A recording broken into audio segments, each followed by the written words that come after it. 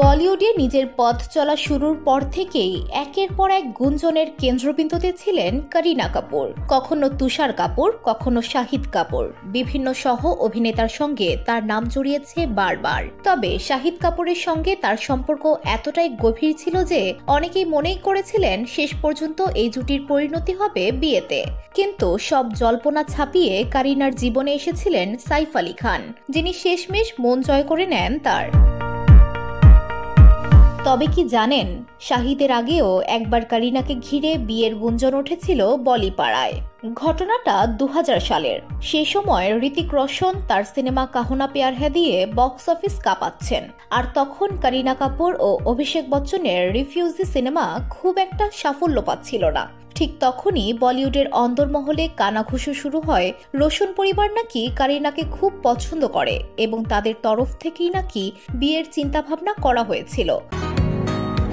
বসুন্ধরা, উত্তরা, বনশ্রী, কুড়িল ও বাড্ডা সহ রাজধানীর বিভিন্ন স্থানে অভিজাত ও অত্যাধুনিক মানের ফ্ল্যাট কেনার এক নির্ভরযোগ্য প্রতিষ্ঠান pleasant properties limited.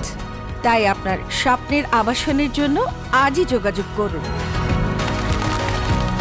Pleasant properties limited, where destiny matches eventually। এক সাক্ষাৎকারে এই বিষয়ে কথা বলতে গিয়ে করিনা বলেন, ঋতিক আর আমার মধ্যে দারুণ বন্ধুত্ব ছিল, আর সেটা আমাদের সিনেমায় আসার আগেই তৈরি হয়ে গিয়েছিল। রোশন পরিবার আমাকে খুবই স্নেহ করত। প্রেমের গুঞ্জন উঠলেও আমরা কখনোই তাতে গুরুত্ব দেইনি, আর বিয়ের কথা তো কল্পনাতেই নেই। ঋতিককে আমি সবসময় একজন ভালো বন্ধু হিসেবেই দেখেছি। তবে করিনার এই মন্তব্য নিয়ে অনেকের মধ্যেই ভিন্ন মত রয়েছে। অনেকেই মনে করেন হয়তো ব্যক্তিগত সম্পর্ক আড়াল করতেই এমন কথা বলেছিলেন তিনি।